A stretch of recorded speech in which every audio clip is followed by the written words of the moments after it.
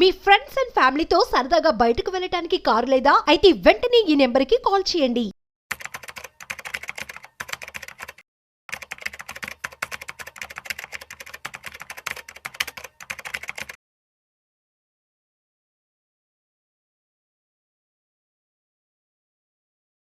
నమస్కారం, నేను మీ రేవంత్ చలమల. సో ఈరోజు ఒక ప్రాబ్లం గురించి డిస్కస్ చేయాలనుకుంటున్నాను. చాలామందికి ఇది ఒక ఐ ఓపెనర్ వీడియో అవ్వచ్చు. సో ఎప్పుడు ఇల్లు అనేది ఒకటి కొంటే చాలా ప్రాబ్లమ్స్ మనకి కొని తెచ్చుకుంటూ ఉంటాము అనే విషయం గురించి మాట్లాడితే దానికి రకరకాల కౌంటర్స్, రియల్ ఎస్టేట్ పెరుగుతుంది, దానికి మనకి రెంటల్ ఈల్డ్ వస్తుంది. ఎస్, ప్రతి ఒక్క దాని గురించి ఇప్పుడు డిస్కస్ చేద్దాం. మనకి రియల్ ఎస్టేట్ ఎంత పెరుగుతుంది, రెంటల్ ఈల్డ్ ఎంత వస్తుంది, దాంతో మనం ఎలా అచీవ్ చేయాలి అని. సో ఇప్పుడు వస్తున్న యావరేజ్ ప్రాబ్లమ్స్ అంతా ఎంత, నా దగ్గరకు వచ్చే వాళ్ళ ఏజ్ గ్రూప్ అంతా కూడా యావరేజ్గా ఒక 40 years ఆ టైంలో వస్తూ ఉంటారు.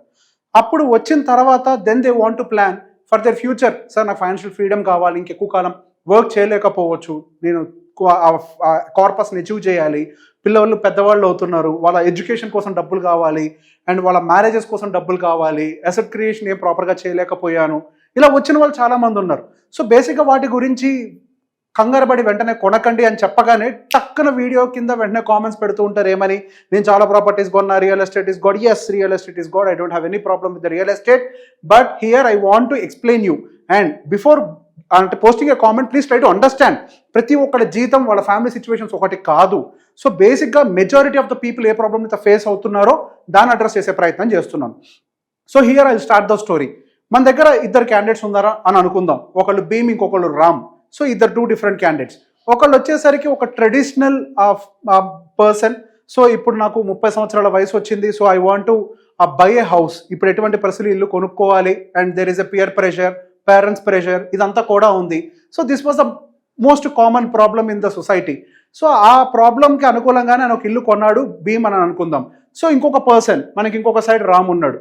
సో తను, నేను ఇప్పుడప్పుడే నేను ఇల్లు కొన్నాను, నాకు చాలా క్లారిటీ ఉంది, నాకు ఫస్ట్ ఫైనాన్షియల్ అసెట్ కావాలి, ఒక లంసమ్ అమౌంట్, అండ్ దాంతోపాటుగా ఇన్ఫ్లేషన్ వల్ల పిల్లల ఎడ్యుకేషన్ కాస్టింగ్ పెరిగిపోతుంది, వాళ్ళ మ్యారేజ్ కాస్టింగ్ పెరుగుతుంది. సో ఇవన్నీ కూడా పెరుగుతున్నాయి. సో నేను ఫస్ట్ వాటిని అడ్రస్ చేయాలనుకుంటున్నారు. సో బేసిక్గా రామ్ ఏమో రెంట్ కట్టడానికి ప్రిపేర్ అయ్యాడు, భీమ్ ఏమో ఈఎంఐ కట్టడానికి ప్రిపేర్ అయ్యాడు.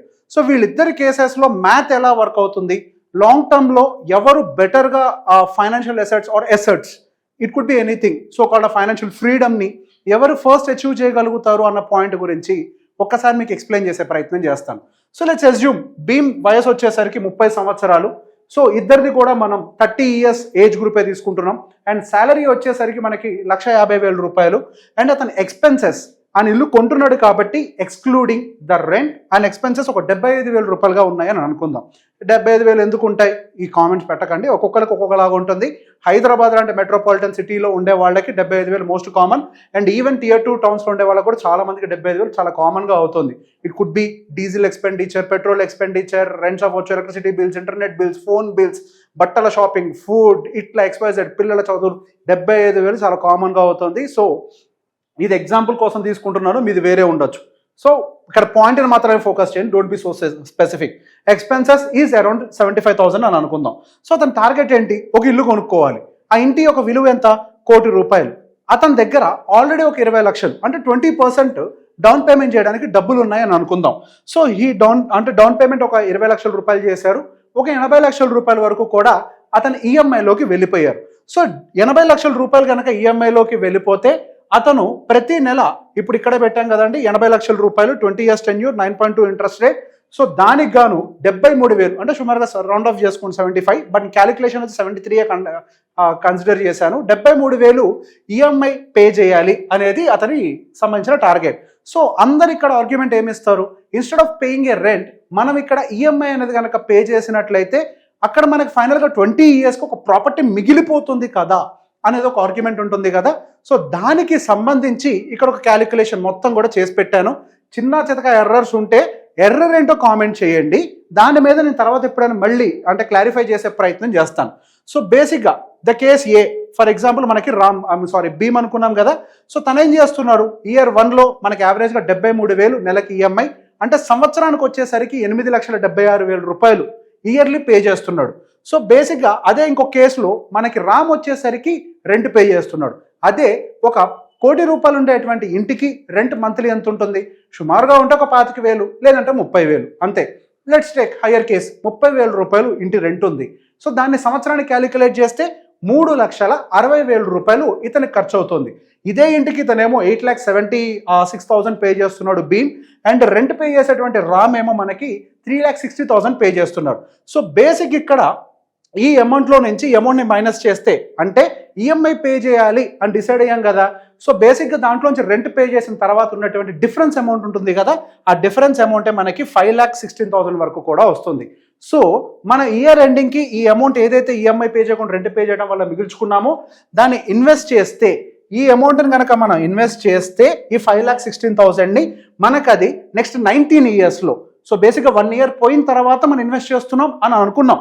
యాక్చువల్గా ఎస్ఐపి కూడా చేయొచ్చు every month, but still 1 year wait చేసి ఆ ఖర్చుని మైనస్ చేసి ఇన్వెస్ట్ చేస్తే మనకి 20 ఇయర్స్, అంటే మనకి 19 ఇయర్స్ కంప్లీట్ అయ్యే టైంకి, 1 ఇయర్ ఇక్కడ కంప్లీట్ అయిపోయింది కదా, సో 19 ఇయర్స్ కంప్లీట్ అయ్యే టైంకి మనకి 7,34,000 వరకు కూడా అవుతుంది. సో ఇది కరెక్టో కాదో కూడా ఒక్కసారి మీ క్లారిటీ కోసం చెక్ చేస్తారు. అన్ని చెక్ చేయను, ఫస్ట్ ఇయర్ ఒకటి చెక్ చేస్తాను.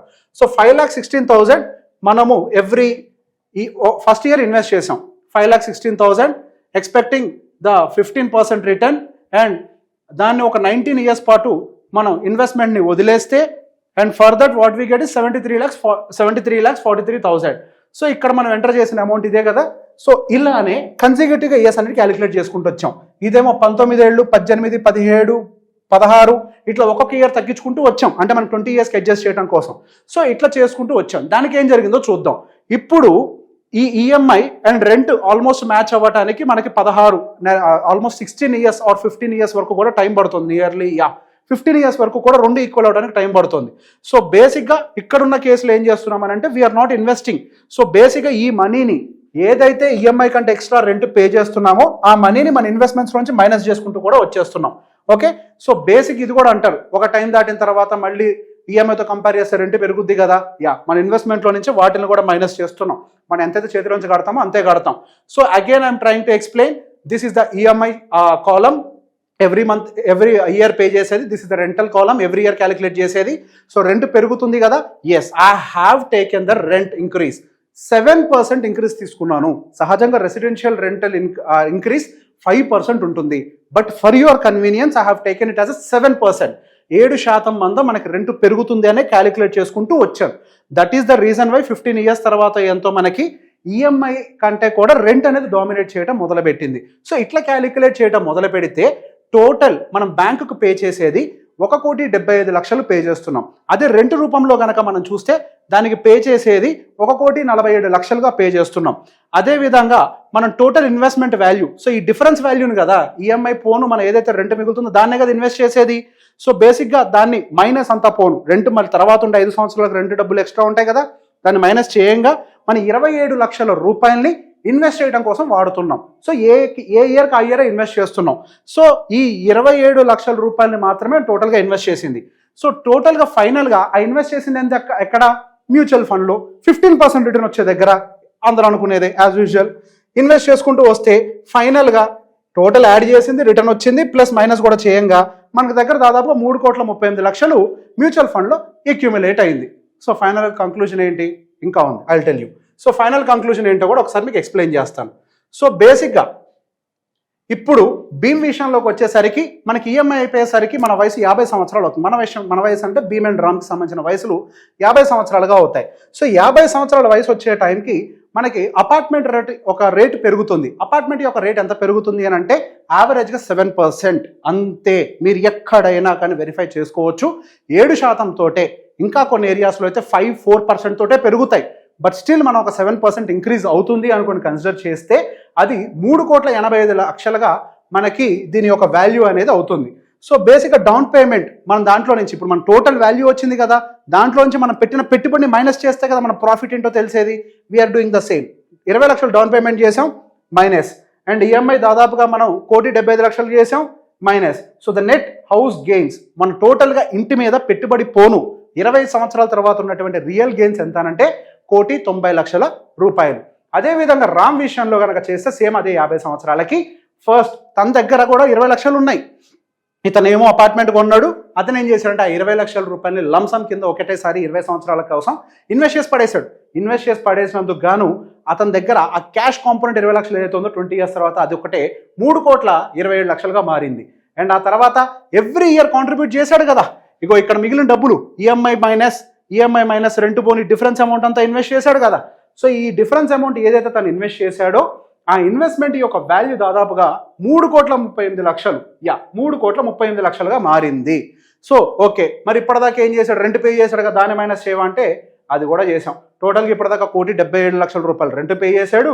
అండ్ దాంట్లో నుంచి మరి ఇక్కడేమి ఇన్వెస్ట్మెంట్ వాల్యూ మైనస్ చేశాం కదా, ఇక్కడ కూడా ఇన్వెస్టెడ్ వాల్యూ మైనస్ చేయాలి. ఏమేమి ఇన్వెస్ట్ చేశాడు? Cash plus yearly. సో అంటే క్యాష్ అంటే ఏంటి? Down payment 20 lakhs plus 27 lakhs yearly కొద్దిగా ఏదైతే ఇన్వెస్ట్ చేస్తాడో ఆ అమౌంట్ని కూడా మనం ఇంక్లూడ్ చేసాం. సో దాన్ని ఈ రెండింటిని మైనస్ చేస్తే నెట్ గెయిన్స్ 4,70,00,000 రూపాయలుగా తేలింది. సో బేసిక్ ఇక్కడేమో మనకి నెట్ గెయిన్స్ ఇండివిజువల్లో 1,90,00,000గా తేలితే అంటే the final asset value minus invested is 1,90 lakhs అయినట్లయితే ఇక్కడ ద ఫైనల్ ప్రాఫిట్ ఎంత ఉంది అంటే 4,70,00,000గా ఉంది. ఇక్కడతో అయిపోయిందా? లేదు, ఇక్కడే అసలు ప్రాబ్లం రాబోతోంది. సో బేసిక్గా 50 సంవత్సరాల వయసు వచ్చేసరికి రిటైర్మెంట్ ఇష్యూస్ అనేవి ట్రిగ్గర్ అవుతాయి. చేతిలో ఎంత క్యాష్ ఉంటే అంత కంఫర్టబుల్గా బతకగలుగుతాం. సో బేసిక్గా మనకి ఇందాక ఒక ఎస్టిమేషన్ కూడా తీసుకున్నాం. ఈ అబ్బాయి విషయంలో, భీమ్ విషయంలో ఏమో ఎక్స్పెండిచర్ 75,000 ఎక్స్క్లూడింగ్ రెంట్, ఆల్రెడీ ఇల్లు కొంటున్నాడు కాబట్టి. ఈ అబ్బాయి విషయంలో ఏమో 1,05,000 రూపాయలు ఇన్న రెంట్, ఎందుకంటే including rent and expenses, rent pay చేస్తున్నాడు కాబట్టి. సో వీళ్ళిద్దరికి 30,000 రూపాయలు ఖర్చు అడిషనల్గా ఉందని కన్సిడర్ చేస్తున్నాం. ఓకే, సో బేసిక్ ఇప్పుడు ఏం జరిగింది, మనకి ఎక్స్పెన్సెస్ కూడా పెరుగుతాయి కదా. అదే టైంకి 50 సంవత్సరాలు వచ్చే టైంకి, సో ఇక్కడే మీకు చూపిస్తున్నాను 30 సంవత్సరాలు, 50 సంవత్సరాలకి రిటైర్ అవుతున్నాడు, 15% రిటర్న్, 75,000 భీమ్ ఎక్స్పెండిచర్ రాసుకున్నాము. సో ఇక్కడికి వచ్చేసరికి ఫైనల్గా మన మంత్లీ ఎక్స్పెండిచర్ వచ్చేసరికి 2,90,000గా మారిపోద్ది. దానికోసం అబ్బాయి దగ్గర 6 కోట్ల కార్పస్ ఉండాలి. కానీ ఇక్కడ ఏం జరిగింది, అతని దగ్గర క్యాష్ ఇన్ హ్యాండ్ జీరోగా ఉంది. ఎందుకు? ఏదైతే ఆయనకు 20 years తర్వాత ఉన్నటువంటి అపార్ట్మెంట్ వాల్యూ 3,86,00,000 అది ఫిజికల్ ఫార్మ్లో ఉంది కానీ క్యాష్ రూపంలో లేదు. సో దానివల్ల అతని దగ్గర ఉన్నటువంటి క్యాష్ ఇన్ హ్యాండ్ జీరో, కానీ ఎక్స్పెండిచర్ 2,90,000 రూపాయలు. అదేవిధంగా రామ్ దగ్గరకు వచ్చేసరికి అతనికి ఎక్స్పెన్సెస్ 4 లక్షలు. ఇవ్వండి, ఇక్కడ కూడా ఆల్రెడీ చేశాను, ప్రతి ఒక్కటి ఎక్స్ప్లెయిన్ చేయలేను. ఫైనల్గా 8 కోట్లు కావాలి. ఆ అబ్బాయికి ఏమో ఎక్స్పెండిచర్ 4 కోట్లు. ఓకే, ఎక్స్పెండిచర్ 4 లక్షలు, రిక్వైర్డ్ కార్పస్ 8.5 కోట్లు. ఓకే, సో బేసిక్గా దీన్నే ఒకసారి చూడండి. ఇప్పుడు ఈ అబ్బాయి దగ్గర క్యాష్ ఇన్ హ్యాండ్ ఎంత ఉంది? ఆల్మోస్ట్ 6,65,00,000 వరకు కూడా మనకి క్యాష్ ఇన్ హ్యాండ్ అనేది కనిపిస్తుంది. అరే ఇక్కడ ప్రాఫిట్ ఏమో 4 crores అంటున్నావు, మరి ఇక్కడ ఇది ఇంత ఉంది అంటున్నావు అని ఒక కన్ఫ్యూజన్ రావచ్చు. సో బేసిక్గా ఇక్కడ ఒక చిన్న విషయాన్ని అబ్జర్వ్ చేయాలి. ఇక్కడ మనం ఇన్వెస్టెడ్ వాల్యూ మైనస్ చేసి నెట్ ప్రాఫిట్ చెప్తున్నాం. But the final value, cash ఏదైతే ఇన్వెస్ట్ చేశాడో దాని యొక్క వాల్యూ 3,25,00,000 ఉంది. ఇయర్లీ కాంట్రిబ్యూషన్ ఏదైతే చేశాడో అది 3,38,00,000 ఉంది. సో ఫైనల్గా 2 కలిపితే క్యాష్ ఇన్ హ్యాండ్ 6,65,00,000గా తేలింది. ఆయన కావాల్సిన 8.5 కోట్లలో అట్లీస్ట్ నియర్ బై ఆ టార్గెట్ని అచీవ్ చేసే ప్రయత్నం చేసింది కేసు ఏనా కేసు బీనా, అంటే ఇల్లు కొన్నవాడా లేకపోతే ఫ్యూచర్ని యాంటిసిపేట్ చేసి నా దగ్గర భవిష్యత్తులో డబ్బులు ఉండాలి అని కోరుకునేవాడా అంటే డెఫినెట్గా మనకి ఈ కేసులో ఉన్నటువంటి రామ్ మనకి ఆ టార్గెట్ని అచీవ్ చేయడం అయితే జరిగింది. సో ఇక్కడతోటి పండగ అయిపోయింది అని అంటే లేదు. 30 సంవత్సరాలకు, 31 సంవత్సరం, 32కో ఏదో పిల్లలు పుట్టారని అనుకుందాం. వాళ్ళ 18 ఏళ్ళు వచ్చాయనంటే హైయర్ ఎడ్యుకేషన్, దాదాపుగా వాళ్ళ హైయర్ ఎడ్యుకేషన్ ఇప్పుడు 20 లక్షల రూపాయల మార్కెట్లో ఉంది. 20, 25 అదే ₹1,00,00,000కే వెళ్ళుద్ది వాళ్ళ హైయర్ ఎడ్యుకేషన్ వచ్చే టైంకి. ఈ అబ్బాయి విషయంలో ₹1 కూడా క్యాష్ ఇన్ హ్యాండ్ లేదు. అదే ఈ అబ్బాయి విషయంలో స్టిల్ క్యాష్ ఇన్ హ్యాండ్ ఉంది. అండ్ ఇక్కడతో అయిపోతుందా? శాలరీ ఇంక్రీజ్ అవుతుంది కదా, ఇద్దరు ఇన్వెస్ట్ చేసుకుంటారు కదా అని అంటే ఎస్, వాళ్ళు ఇద్దరు కలిసి ఇన్వెస్ట్ చేసుకుంటే మేబీ భీమ్ కేవలం పిల్లల యొక్క ఎడ్యుకేషన్ కాంట్రిబ్యూట్ చేయగలుగుతాడేమో. In the same way Ram కూడా పిల్లల యొక్క ఎడ్యుకేషన్ కాంట్రిబ్యూట్ చేయగలుగుతాడు. కానీ వీళ్ళిద్దరి మధ్యలో ఉండే వ్యత్యాసం, ఇతనేమో ఫైనాన్షియల్ ఇండిపెండెంట్ కాదు, ఇతనేమో ఫైనాన్షియల్లీ ఇండిపెండెంట్. అండ్ ఇంకొక వెరీ మోస్ట్ ఇంపార్టెంట్ బర్డెన్ ఈ అబ్బాయి మీద పడబోయేది ఏంటి అని అంటే 30 సంవత్సరాలకు ఇల్లు కొన్నాడు కాబట్టి ఆ ఇంటి యొక్క లైఫ్ మేబీ ఇంకొక 30 years, అంటే 60 సంవత్సరాలు వచ్చే టైంకి ఆ ఇంటిని డెమాలిష్ చేసి మళ్ళీ రీకన్స్ట్రక్షన్కి వెళ్ళాల్సినటువంటి టైం వస్తుంది. అసలు ఇక్కడ బతకడానికే డబ్బులు లేవురా స్వామి అని అంటే దానికి తోడు మళ్ళీ రీకన్స్ట్రక్షన్ అనేది అప్పుడు ఎంటర్ కాబోతోంది. అప్పుడు దానికి కార్పస్ ఎక్కడి నుంచి వస్తుంది? సో అదే టైంలో మనకి రామ్కి రీకన్స్ట్రక్షన్ కాస్ట్ అనేది లేదు. ఇఫ్ యూ వాంట్ ఆ వయసులో 55కో 60 సంవత్సరాలకో అప్పుడు కావాలంటే ఒక ఇంటిని ప్లాన్ చేసుకోవడానికి అబ్బాయికి వెసులుబాటు దొరుకుతుంది. సో బేసిక్గా ఇది ఒక కేస్ స్టడీగా ఎక్స్ప్లెయిన్ చేస్తున్నాను. సో ఈ 2 కేసెస్లో కూడా మీకు నేను ఎక్స్ప్లెయిన్ చేయాలనుకున్న అంశం ఏంటి అని అంటే, మీరు ఎంత రెంట్ కన్సిడర్ చేసినా, ఎంత ప్రాపర్టీ అప్రిసియేషన్ కన్సిడర్ చేసినా కానీ ఫైనాన్షియల్గా ఒక టైంకి మనం ఇబ్బంది పడతాము. ఎస్, ఎప్పటికీ ఇల్లు కొనొద్దానంటే 100%, 30 సంవత్సరాలు ఉన్నా కొనొచ్చు, 50 సంవత్సరాలు ఉన్నా కొనొచ్చు, ఎప్పుడైనా కొనొచ్చు. కానీ ఎప్పుడు మన దగ్గర కావాల్సినన్ని డబ్బులు ఉన్నప్పుడు, దానికి కావాల్సిన ఫ్యూచర్కి కావాల్సిన సేవింగ్స్ ఉన్నప్పుడు. ఫర్ ఎగ్జాంపుల్, ఫ్యూచర్ కోసం మనకు 50,000 ఎస్ఐపి చేయాలి అని ఒక ఐడెంటిఫికేషన్ చేసామనుకోండి, 50,000 ఎస్ఐపి పోను ఎక్సెస్ అమౌంట్ ఎంత ఉంటుందో అది మీ ఇంటి కార్పస్ కోసం పెట్టుకోండి, దేనికోసమైనా పెట్టుకోండి. My point is not to say అంటే ఇల్లు కొనొద్దు అని చెప్పడం కాదు. ఇల్లు కొనే కంటే ముందు బతకడం కోసం మరిన్ని అవసరాలు మనకు ఉంటాయి. ఇల్లు ఒక గూడుని ఇస్తుంది, అండ్ మనం బతకాలి అని అంటే ఈ గూడు ఒకటే కాదు, ఈ గూడుని ఏర్పాటు చేయాలంటే రెంటెడ్ హౌస్లో కూడా చేయొచ్చు, ఒక ఏజ్కి కూడా కొనొచ్చు. కానీ దాంతో పాటుగా మనకి ఇంకా లైఫ్లో ఉండే యాక్టివిటీస్, పిల్లల యొక్క ఎడ్యుకేషన్, వాళ్ళ మ్యారేజెస్, మనం బతకటం, మన ఫుడ్, బట్టలు, అవసరాలు, ఇవన్నీ క్యాష్ తోటి తీరుతాయి కానీ 4 గోడలు అయితే తీర్చవు. సో ఏ టైంకి ఏది చేయాలి, ఇల్లు కరెక్టే, ఫైనాన్షియల్ ఫ్రీడమ్ కరెక్టే, ఏ టైంకి ఏది చేయాలి అనేది మనం కరెక్ట్గా ప్లానింగ్ చేసుకుంటే, ప్లాన్ చేస్తే చాలు, అన్నీ చేయొచ్చు లైఫ్లో. ప్లాన్ చేసుకుంటే we can achieve every single target. So A doubts ఉన్నా కానీ క్యాలిక్యులేషన్ రిలేటెడ్గా కామెంట్ సెక్షన్లో పెట్టండి. Thank you.